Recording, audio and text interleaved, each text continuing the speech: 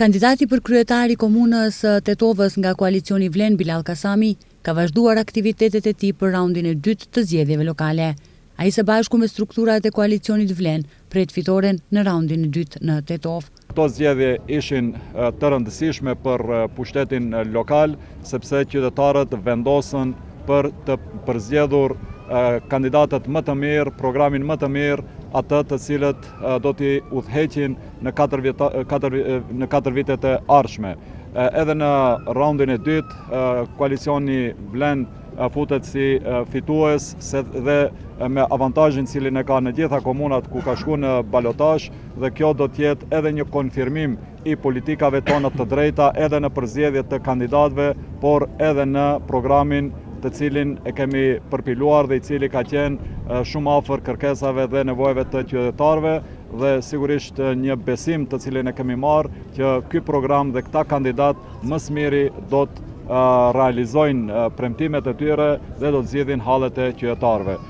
Si Vlen, ne do të vazhdojmë edhe më fuqishëm që në raundin e dytë në balotazh të konfirmojmë rezultatin e parë dhe që rezultati të jetë i qartë, që mandati për të udhëhequr komunat do të jetë i koalicionit Vlen.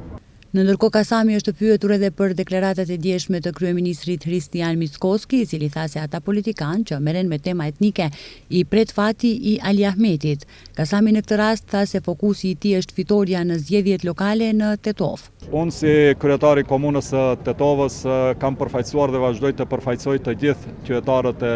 kësaj komune. Më së miri qytetarët e mi e dinë se si kryetari i komunës në asnjë moment nuk kam bërë as diskriminim politik, etnik dhe fetar. Dini që kam realizuar projekte edhe në ato fshatra të cilat kanë fituar oponentët tanë, kam realizuar projekte edhe në ato zonat të komunës të cilët kanë qenë me shumicë të komunitetit Maqedonas, Rom dhe gjitha komuniteteve. Për mua, qytetarët janë në rend të parë dhe do të vazhdoj me këtë politikë që t'i shërbej Tetovës dhe tetovarëve, pa marrë parasysh përkatësinë e tyre etnike, fetare, po edhe politike. Ndryshe, kryeministri i Maqedonisë së Veriut Hristijan Mickoski është paraqitur me një mesazh të radhës, duke shprehur pakënaqësi dhe dëshpërim në partnerët e koalicionit, duke i quajtur jo mirënjohës që ai nuk nxori kandidat për kryetar nga radhët e VMRO DPMNE-s në qytetet Çajir, Tetovë, Gostivar, Strug dhe Dibër.